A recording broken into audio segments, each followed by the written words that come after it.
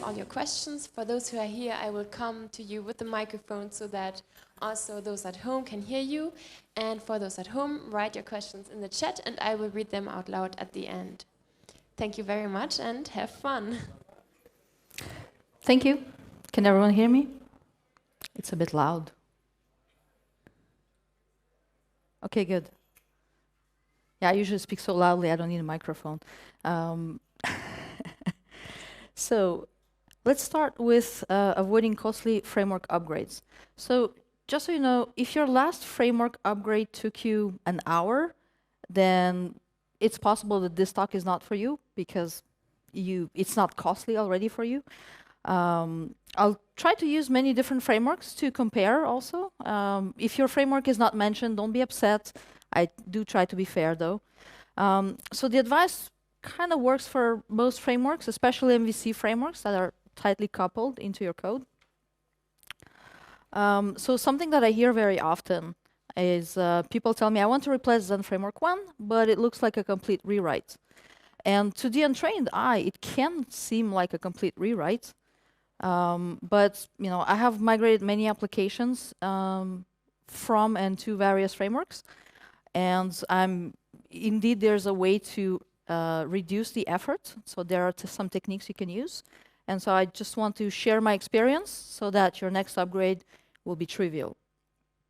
Also, some people say, I want to keep up with my framework, but it's a lot of work with each new version because as the framework evolves, some of the methods, they have different signatures, so your code breaks if you upgrade your framework. And on top of that, if you are stuck on a previous framework because it requires too much effort to upgrade, you can also be stuck on an old version of PHP. So depending on how many versions you skipped with your framework, you might be stuck on PHP 5. So this is actually what I do for a living. I upgrade the code to the latest PHP version and I migrate to newer frameworks. So I deal with a lot of legacy. In this talk, I'm basically going to show you how you can do this yourself so you don't have to call me and pay. So a bit about me. My name is Filina. I've been coding since '97. I started with Visual Basic 4. PHP, I started that in 2003, so it was just towards the end of PHP 4, I believe. But there was still a lot of PHP 3 in the wild. So one of the applications I worked with most was PHP BB, for those who were born early enough to remember it. So I do legacy archaeology, which means that I dig into some really old and unpleasant code bases, and then cover all sorts of gems. I love test automation. I do a lot of public speaking. I mentor, I teach, and I have a few YouTube videos. You can check them out. I should do more. I come from Montreal, Canada, so it's like Montreal is over there. So that's about 6,100 kilometers from here. So I flew over the Atlantic. First of all, should you upgrade to the latest version of the framework that you're currently using, or should you switch? Because sometimes people see new frameworks that have appeared over time and they seem very appealing. So should we switch to a different framework? And the answer is always, it depends. It depends. Is the framework that you're currently using abandoned? Or is it still actively maintained? So basically, is there a version that is compatible with the latest PHP? Can you realistically keep up? The other thing is the new version of the framework compatible with the code that you have? So if you upgrade to the latest version, is all of your code going to break? You can try and you can see how many errors you have, and if it's a lot, then maybe you should consider it as a non-problem for moving to a different framework because you're going to break things anyway. And also remember, even if you are currently using the latest version of the framework, it will not last forever. And I've been around long enough to see frameworks die, even those that we thought were going to exist forever. So let's look at some frameworks. So Symfony 1, I've actually worked with it back in 2007. Then there was a long gap, and Symfony 2 came out. Again, a long gap, and then development sped up a little bit. But the thing is, the difference between 1 and 2 is so significant, it might as well have been a different framework. So basically, like, people created a draft, and then after a few years, decided, well, now we know how to make a framework, let's throw all of this away, create a new framework that's completely different, but we'll keep the name because we already have a user base. And that means that during that time, you have 4 years worth of applications, and a lot of applications were written in that time. So yeah, and if you're stuck on Symfony 1, this can probably look like a total rewrite because there's nothing that exists right now that would be compatible with the code that you have written. Zen Framework 1, similar situation, came out in 2007, also 5 years worth of applications written there. And then Zen Framework 2 came out, eventually Zen Framework 3.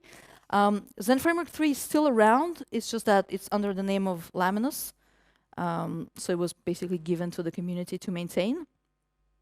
But again, very big gap, major incompatibility. So any code that was written in Zen Framework 1, I mean, it's sort of, some things can be compatible, but it still can occasionally look like a total rewrite, depending on how you were using the framework. Laravel, very popular today, started very quickly to iterate and then slowed down a little bit between 4 and 5. Most applications were written in one of those versions, obviously because of the longer period. So it slowed down and then started to quickly release again, I believe on a 6-month schedule. So luckily the difference is less pronounced as a framework evolves. So this is good news. But still, depending on the size of your application and depending on how you're using the framework, you can have a bit of a problem keeping up. And so the oldest supported version currently of Laravel is Laravel 6. And support will run out in about 10 months. So if you have a small enough application and you don't have any major incompatibilities, you can probably have enough time. But sometimes it can take more than 10 months. And so if you are on any older versions, you're already out of support. But if it takes more than 10 months to upgrade, you're already too late. You are going to you're going to arrive in September 2022, and you will be running on an outdated software, which can be a problem if you need PCI compliance or something like that, or you're in a regulated environment. You will probably not pass the security assessment. So now imagine you have enough time, you start doing it, you spend almost a year upgrading your application to the latest framework, and then another version comes out. This is the situation we live in. There's always going to be a new version. And then you need another upgrade. And I've been in situations where, and that's just for the PHP upgrade, we upgrade from PHP 5 to 7, and by the time we finished, that version to which we upgraded was scheduled to run out in just a few months. So we would not be able to even keep up because it takes so much time. I mean, not every application is like 16 million lines of code, but it is a reality with which a lot of people live. It's a very difficult problem. So now you might ask yourself, well, should you upgrade less often? Because of course, all of that effort that you put into migrating to the latest framework, this is the time that you don't spend writing new features, fixing bugs, things like that. But if you do that, it's just going to hurt more. So you know how it goes. The more it hurts, you should do it more often. And yeah, it becomes a lot harder. So every time you skip a PHP version, even a minor version, every time you skip a framework version, it's just going to accumulate more inconsistencies, which will also interact with each other. So it's kind of exponential. So maybe frameworks should be supported longer, but are you going to pay a maintainer? And also, what happens if you say, well, I would like this version to be maintained for the next 10 years? And if everybody says that, then the maintainers of the framework have to maintain maybe dozens of versions, which means that they don't have time to write, new versions of the framework. And so that will slow down innovation. And also, you don't want necessarily to keep an older version of the framework, because that's just like putting a band-aid on it. What you want is to use later features that make things better, maybe stricter typing, things like that. So you do want to keep up with the frameworks. Maybe we could ask the frameworks to stop doing breaking changes. That's a possibility. But I would say that innovation is important, because the more we're afraid to change our code, it's like when you have code, right, and you don't have automated tests, you're afraid to change anything because you're afraid that you would introduce something that will ripple through the system, right? And then you'll have bugs in places you didn't expect. So this is a bit similar, where if you're afraid to make breaking changes, then you just don't evolve, and the framework will stagnate, and over time, it's going to hurt the community or the ecosystem. And it's okay if you disagree with me on that one, but the frameworks will still introduce breaking changes, so our opinions don't really matter here anyway. All right, so now what can I as a developer do to make the upgrades much easier? Is it just a reality we have to accept? Well, what you should do is decouple your code from your framework. And that would require to understand how the code is coupled to the framework, how it interacts with it. So let me just explain. Your code can be coupled to a framework, but also to libraries. So if you rely on, I don't know, Guzzle or something like that, you will still need to update those as well, so you'll be coupled to them. So this is advice that will work for many purposes. So when you are coupled to a framework and you cannot upgrade, you are what we call a vendor lock-in. So you cannot move away from this vendor, you're stuck with it. And sometimes we don't realize how coupled we are until we start listing things. So there are many places, and I'll show you code examples in a bit. But you have controllers that can access pretty much anything from the framework, depending on the framework. But let's go back to the older frameworks, right? You could be accessing any service from within the controller, and now you're tightly coupled to that. It can also access, the sessions, validation, form builders, logging, what else? The service manager to pull in your dependencies and stuff like that. Views, as well as partial views, layouts, all the helpers that generate HTML for you. You are also coupled to those. You have routing, which may not be very complex, but still you have a very unique configuration to every framework, and there might be different ways to configure things in each framework, features that might not exist in other frameworks.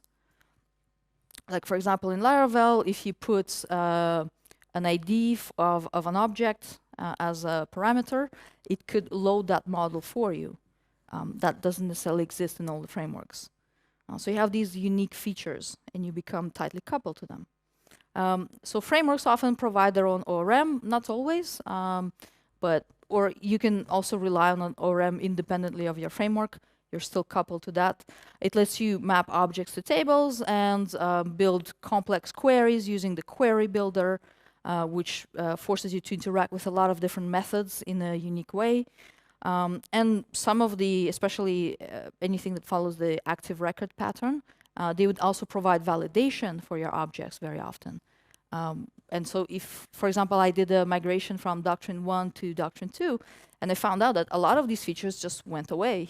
So how do you upgrade to something that does not even support the feature that you want? But you have no choice because Doctrine 1 is dead.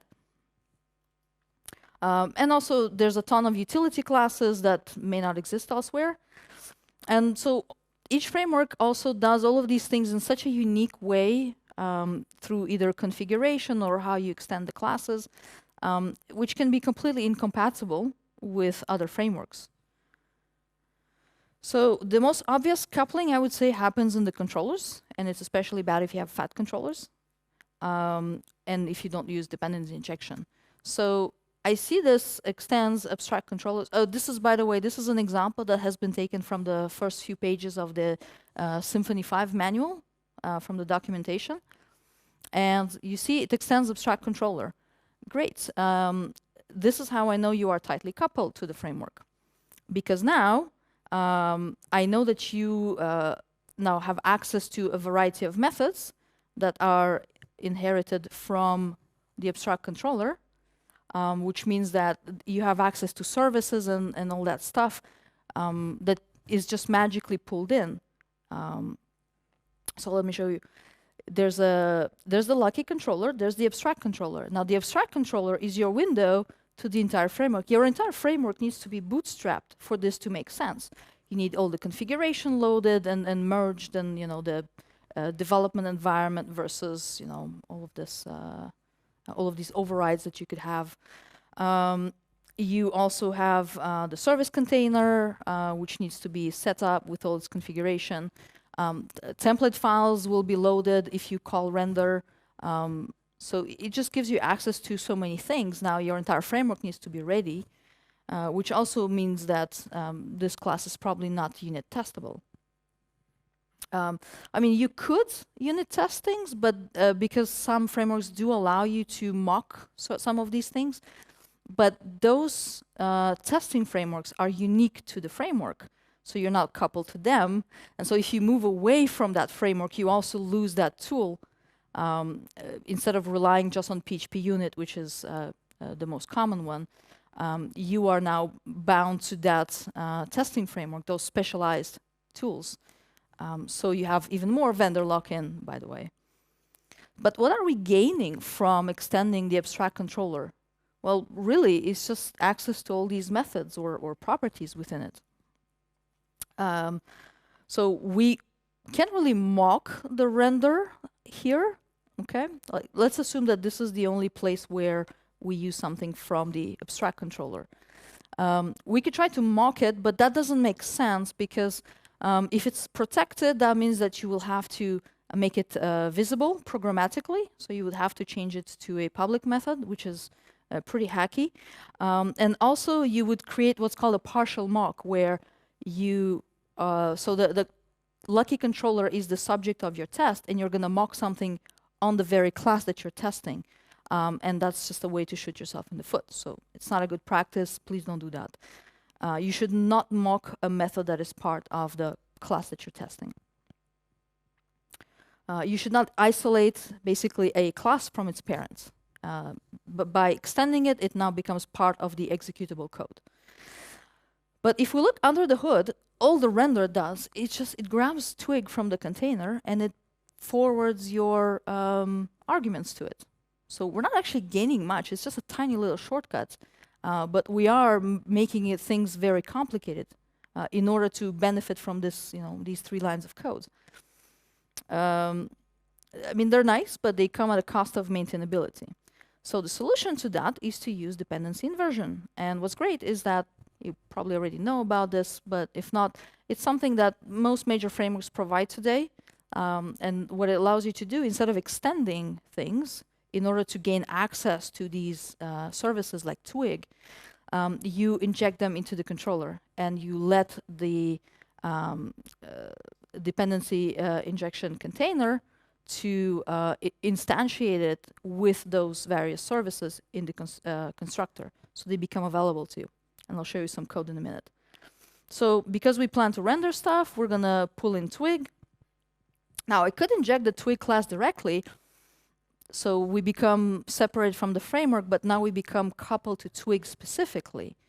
So we can take it a step further and instead inject a templating interface and then create adapters. So if you're just using Twig, it doesn't mean that you're going to use both of them at the same time, but you can start with the Twig templating adapter, and then later, if you switch to a different framework, you just have to change a couple of lines in the adapter.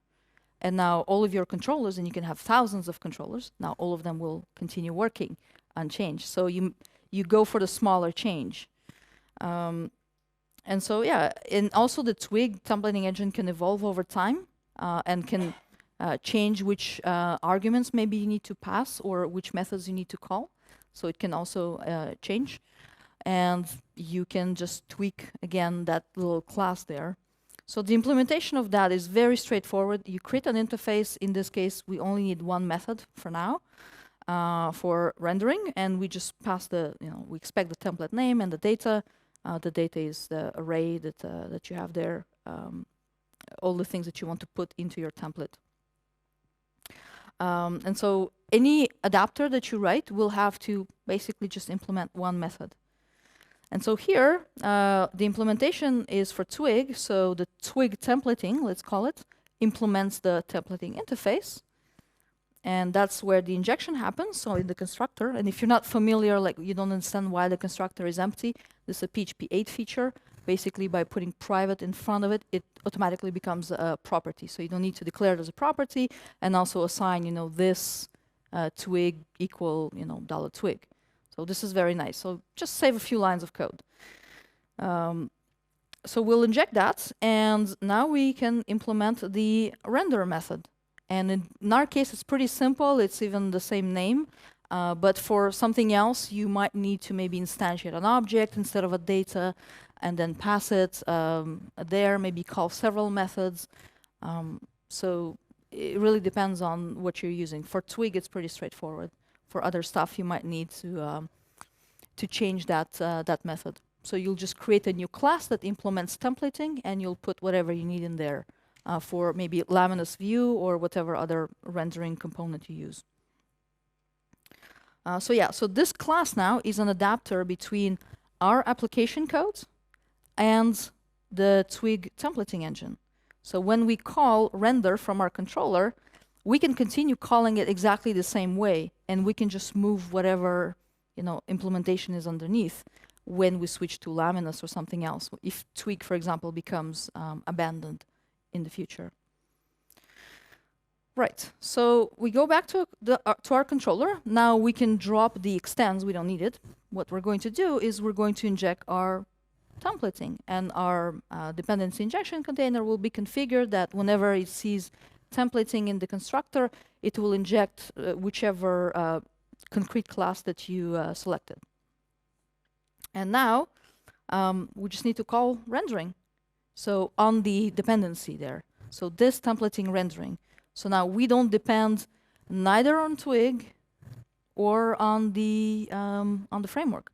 In fact, this class does not care what framework it is. It becomes now very portable. So at no point we depend on the framework or the templating engine, and so your code becomes portable, but also unit testable. So because it doesn't care now, all you know is that Lucky Controller depends on an interface, and interface you can just go and mock it. And so if we go to PHP units, this is a unit test. We can create a mock by following the templating class, not the concrete class, because in the future maybe it will be different. So just follow the templating, and that will provide you with the render method, and you can decide what it does. I'll just keep that for now. And we instantiate the Lucky Controller with the templating mock, and call the controller's number method with request and whatever you want to put in the request. And now you can assert things about the response. Now your controller that needed specialized testing tools from the framework or bootstrapping the entire framework, which would cause it to be an integration test and harder to maintain, now you have these super easy tests. And that really saves a lot of work. It's just plain PHP and PHP unit. So no additional dependencies. So other frameworks do things a bit differently. So I'll just show you a comparison. This one is dead, Zen Framework 1, but still I would say 90% of my projects involve Zen Framework 1 or Symfony 1. That's where people need to migrate from. So you can see it's very similar. It extends Zen controller action, so also an abstract class if I remember correctly. And it goes to rendering. But it doesn't just pass an array to the render method here. It sets up the view with this view number equal number. So the view is basically like this data bag where you set things, and then when you call render, it's going to use whatever you assign to the view and pass it on. And it's kind of weird, but it doesn't actually return, did you notice? No, it sends the output directly, and it just continues execution, and it could render other things later on. Sorry, could render other things. So that's a bit annoying. So again, we can do something similar. We'll adjust the code in preparation for using the our templating. So we can just put all of that in an array, similar to what we did with the data previously. So we just keep adding things to the array, and then we append the contents, because what we want is to follow a similar pattern where we render everything at the end, right? And so for now we can just echo, because that's how Zen Framework 1 works. So these changes will not break your code. You could still run it with Zen Framework 1. But when you're ready, you just do a mass replace and wrap the content in a response object, and you're done. So it's much easier to search replace something that's safe like that. So you look for, the last statement of a controller, grab the echo content, and just rework it with regular expressions. Now, unfortunately, most MVC frameworks just return from controllers completely differently, and this is annoying. So Zen Framework 1, void, it doesn't return anything, it just echoes. So that's fun. Straight to the screen. Symfony 1 returns a response object, although it's not PSR 7, so it's not like a standard. It means that if you move it to something other than Symfony, they might expect a different class for that, a different response class. But I mean, it's already a bit warmer, Laravel, actually, because it's based on Symfony 5, it returns pretty much the same response object, or at the very least, it will resolve because it extends that very same object. So that's actually going to work. Liminus MVC, which is the successor for Zen Framework, returns a view model. So the actual rendering happens outside of that. So we don't call the render method. So that means you might have to tweak your framework to be ready for upgrades. So to be ready to do things in a standard way. And it's something that you can start doing now. Right, you start tweaking your framework, making sure that it returns maybe a response object, and then when you move things to a different framework, it will just work out of the box, or with very little effort compared to trying to figure out, now I need to call render this way, and it's all completely different. So yeah, I mean, it will require configuring your framework to be a bit more standard, but it will make your code a lot more portable. The idea is that you invest once by refactoring your code a little bit, but then you're going to save on each upgrade, not just the next one, but the one after that, and so forth. And you can upgrade more often because it's going to be less effort, so it's not going to hurt as much, and you'll always be up to date, and you'll be able to use the latest features as well. And you'll gain in testability, as you've seen, because now you can unit test those controllers, and it will make you save a lot of time today. Now, okay, we spoke enough about rendering. Let's talk about routing. So routing, let's go back to the Symfony 5 example. How do they do routing? Oh, hey, look, there's an annotation. So if you put this code into a different framework, that annotation will not do anything. It'll just be a comment. So yeah, you'd have to redesign your routing now. In Zen Framework 1, you could have some sort of routing, but in general, I don't think I've even encountered someone who used routing other than what the convention dictates. And the convention is, if you have the controller, the first part of the controller name, lucky, and then you grab whatever is before the action, so number, and that's your URL. So it's like auto-discovery. So you don't actually know how many routes you have. You would have to count how many these actions you have. So it's all like dynamic.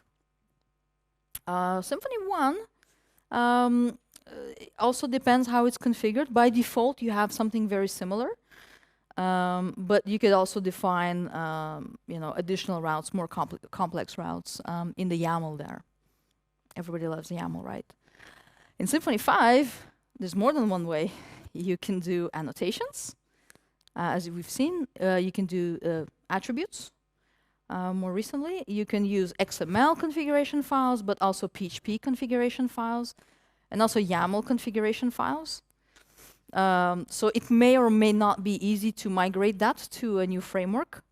And even the format there could change. So it could still be YAML, but maybe the YAML is different now.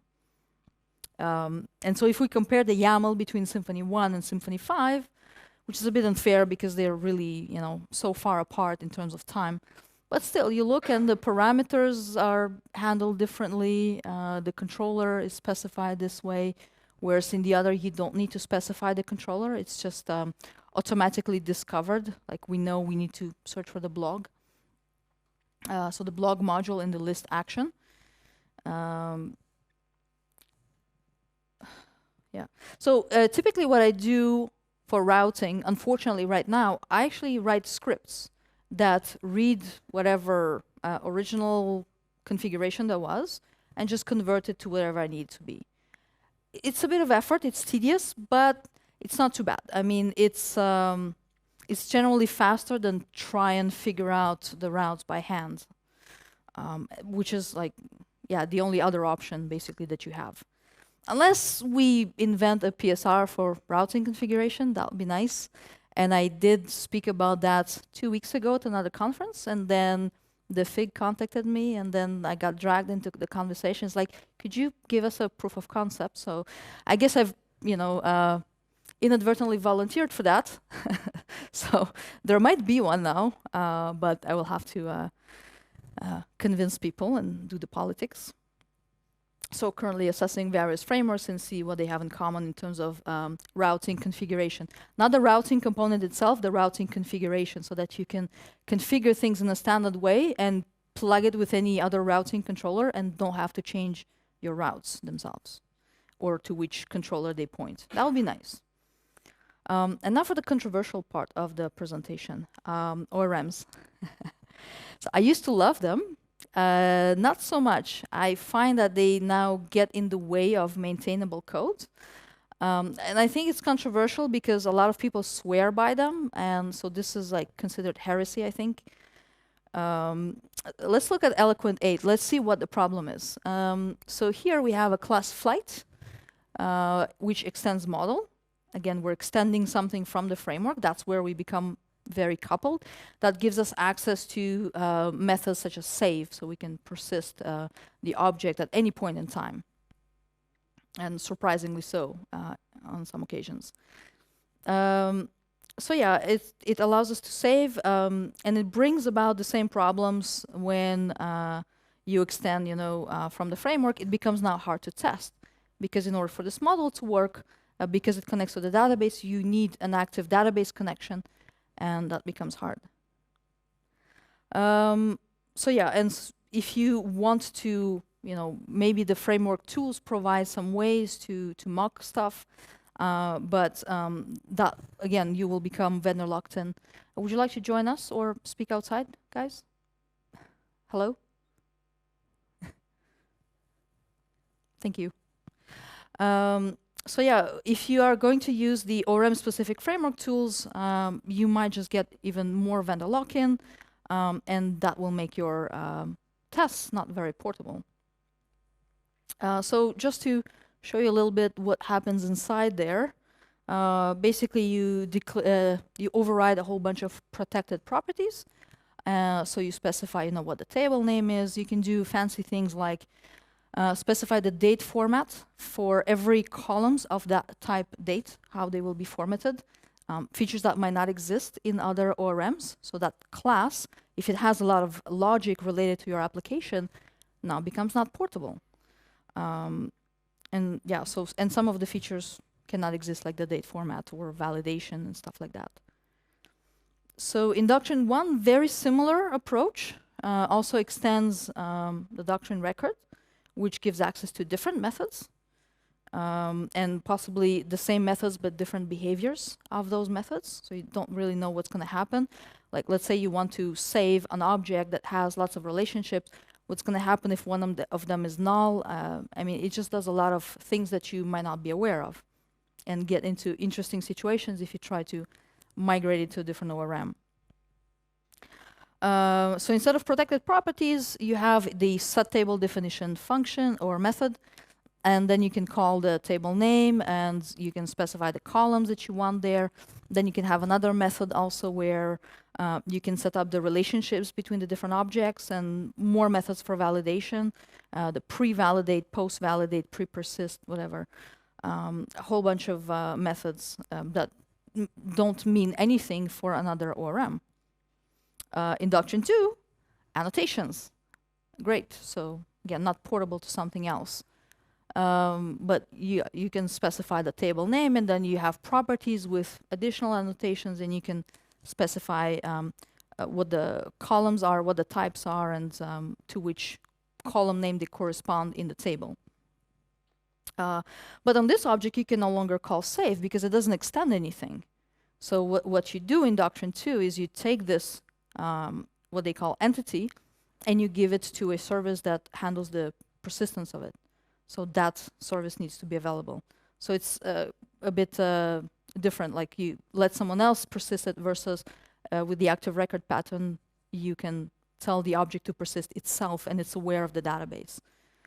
And so, yeah, the configuration is done via annotations. There are actually other ways to do it, which are also incompatible with other ORMs.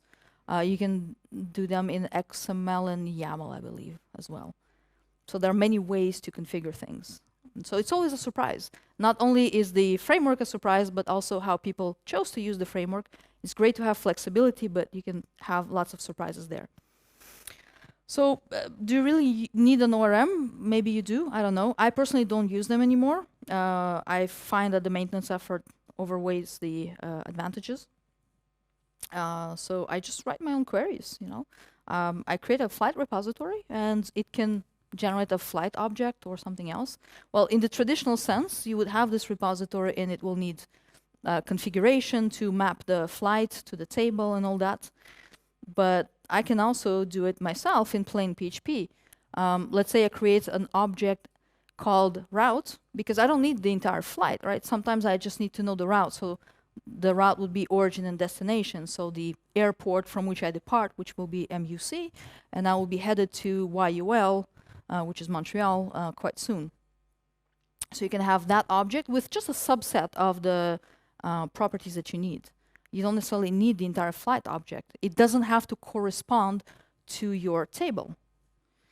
So it's a lot of specialized objects, like the flight number can be literally just one property that validates that the flight number is in a format that makes sense. So it needs to be letters in front, and then how much is it? 2 to 4 digits afterwards. So you can also have then the flight route, which can, the flight, which can combine these things together. So we have the route, we have the flight number that is assigned to this particular flight, and the date and time of that flight. So you can have something like that. So you can combine these specialized objects into what you need, depending on the context, and you only fetch what you want. And then you don't end up with an entity that has a bunch of nulls in there, and you don't know why they're nulls. Is it because you didn't load them? Is it because it was actually null in the database? Is your database corrupted? Or maybe you assigned it to something, and then that method failed and it returned null, and now you end up with a null, but it doesn't mean what you think it means. So yeah, doing things this way has additional advantages.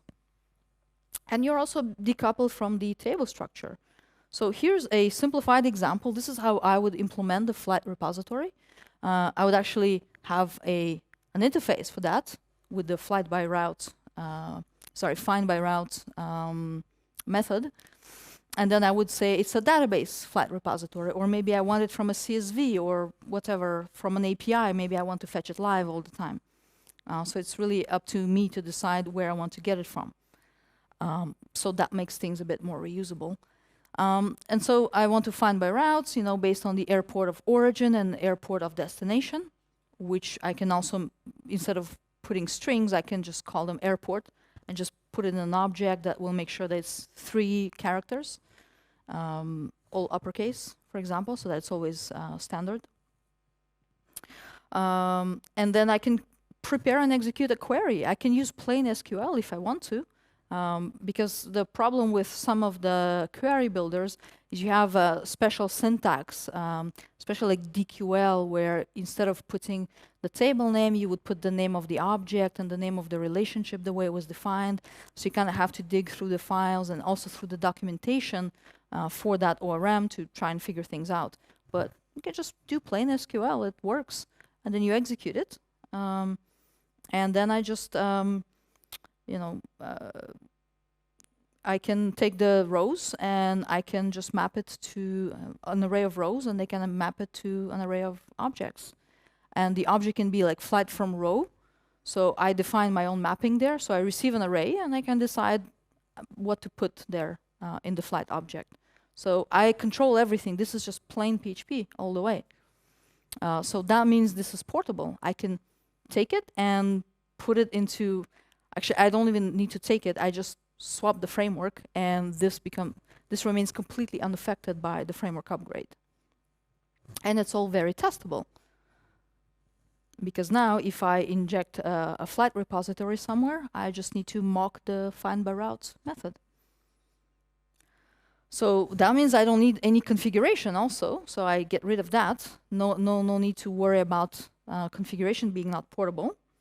And these objects, the repositories and the entities, or in case of Active Record, the models, they contain a lot of your application code, like really a lot. They can account for like half of all your code.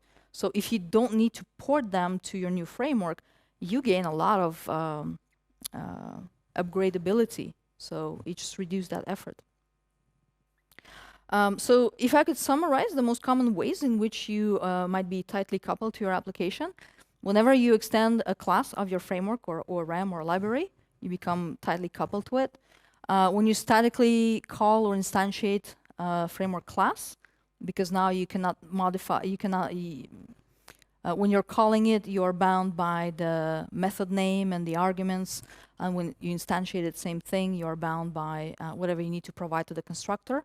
And so in a different framework, that class might not even exist, or might exist in a different form where you have to instantiate with completely different arguments. So you have to update like 1 million usages of that class. Framework-specific configuration, be it routing, service container, ORM, security configuration, all of these things. Automatic behavior based on conventions. That is actually the scariest one, because you might not even realize that it exists. There's nothing for you to update. You just write the code following a convention, and then you take it somewhere else, and that convention doesn't mean anything to that framework. Now you lose behavior that you may not even know that you had. Any annotations specific to the framework, which is kind of similar to configuration. And also if you interact with a complex API. And when I say complex API, I mean something like, let's say, a query builder, where you call, select, from, and a different query builder might do it a different way. It will still have a where, but maybe instead of having a second argument where you bind the parameters, you have to call bind parameter explicitly. So yeah, it's a complex API, unmockable, of course, or ununit testable. So you have to do an integration test there. And so just a few questions that I might ask of framework maintainers, or that you might want to ask of them. Can frameworks make it easier? I mean, can they make upgrades easier? It's a tall order, because the framework maintainers decide, the philosophy of their framework, or what it should or should not be responsible for. So it's entirely up to them. You can't really ask them to do that. Maybe they can show better examples. Maybe they can show you how to decouple your code from the framework. But it's also a very tall order, because a lot of the frameworks, they kind of compete on how easy it is to use. So if you show them an example that is better, but harder, then people will say, well, this framework is too complicated. I'm going to go for the one that looks simple, where I can do things with 2 lines of code instead of 100. Because yeah, that makes for complex examples, and it's going to be harder to attract users. You can say, look how simple our framework is, or look at this harder example. Now you can move off our framework any day you want. It's kind of, the incentives are not really there. So I can understand, and I don't say that they do it on purpose, but the incentives are not really there. So is there a good example of a framework that does things the way I would like them to do? There's no perfect framework, but one I really like is Mezio, because it kind of gets out of the way. It doesn't force me to couple to anything. It's not very opinionated. So basically what it does is provides me, let's say we have a lucky number handler. So it's not no longer a lucky controller, because it's one class per action, which means that I reduce the number of dependencies I inject. And what you do here is it implements the request handler interface, which is PSR 15, which is nice. So if more frameworks implement that, you'll have something that is very portable. And all that interface says is you need to provide a handle method, which receives a request and returns a response, following also to a PSR, which is PSR 7. So everything is standard, and all you do is, you just receive the request and provide a response.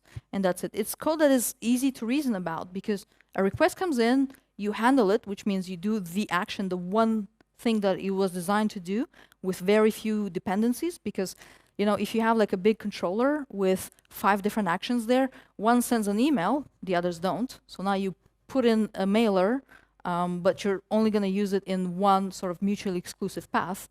And then the other one does the payments, which again, a completely different service that you're going to use. And maybe you're going to have some database saving in another, or PDF generator, but you only have one report action. So they're like all mutually exclusive. So you like have this huge constructor with a whole bunch of dependencies, but you're only ever going to use one of them. So that, and this shrinks that and makes everything much more clear. And so yeah, as long as I'd really like to see more frameworks do that, because as long as you can, you know, give me a standard request and do something with a standard response, I can just take my controller and put it into your framework. So I would like to see that more. So my final advice is you can decouple now. You don't need to wait for a framework upgrade to do that. Because if you start now, even if you end up not upgrading the framework, you're still going to have a lot of advantages in terms of maintainability, testability, and the code is just going to be much easier to understand. Yeah, so that's it. If you have questions after the talk, you can also talk to me outside, and you can send me things via Twitter as well. Thank you.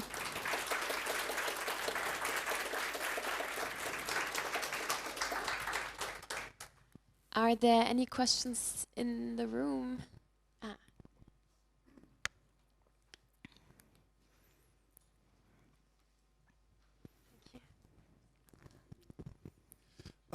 Thanks for your lecture. I have a question. Sometimes this decoupling concept can be also expensive. Am I right or not? If I'm not mistaken, when we start to decouple from the framework, we should, for example, as you mentioned in routing, we should implement a new pattern like, I don't know. Adapter. Yeah.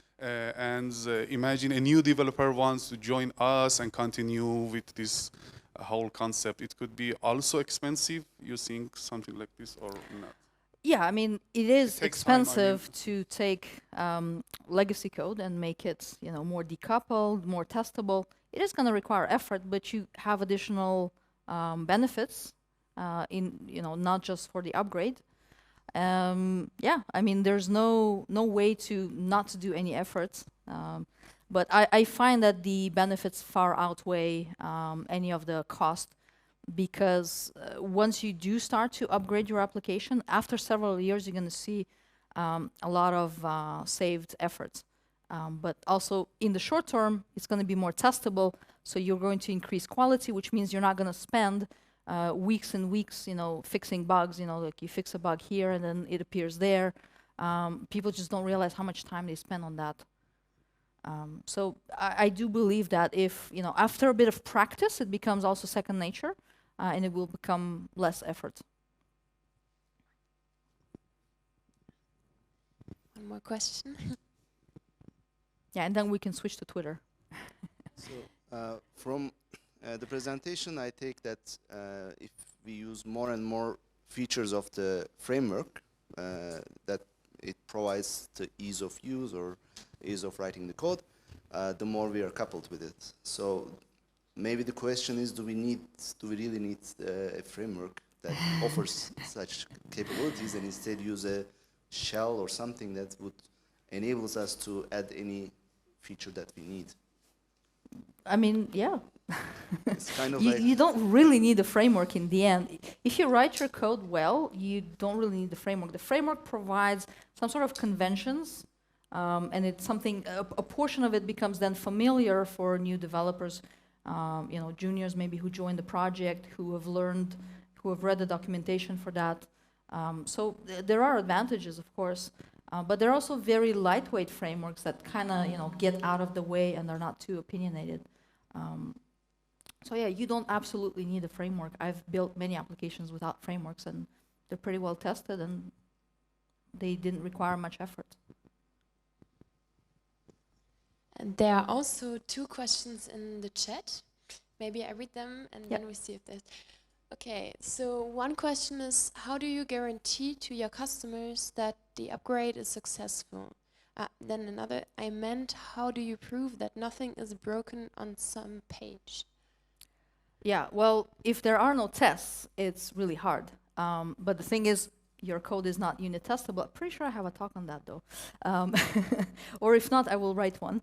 But the idea is, if your code is not unit testable, what you should do is write tests at a slightly higher level. Actually, my next talk tomorrow, I think around 2, covers that aspect specifically, not necessarily in the context of frameworks, but also in the context of upgrades.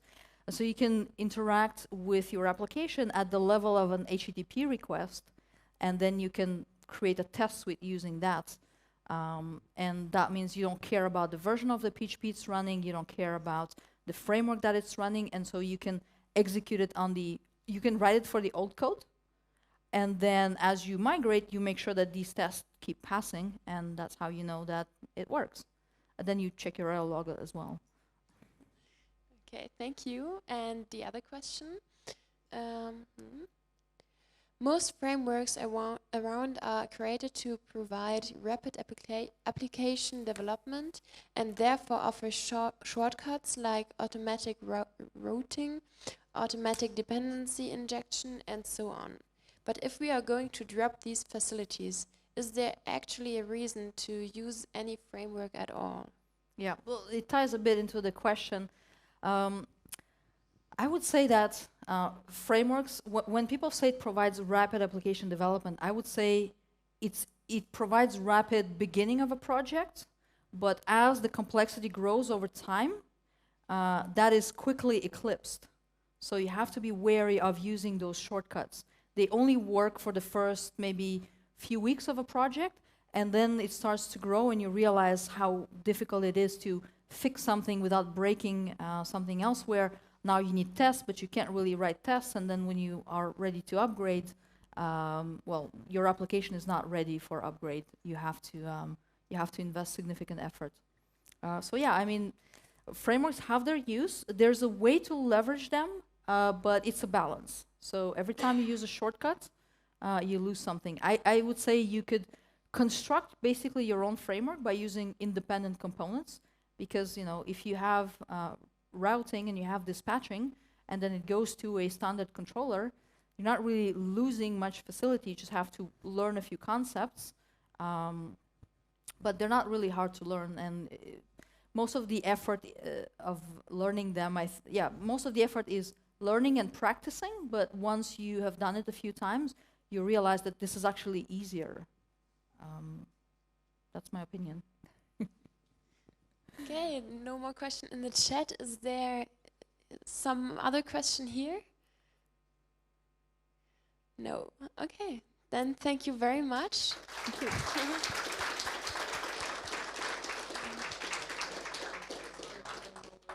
Then this is the end of the session, and have a nice day. Bye.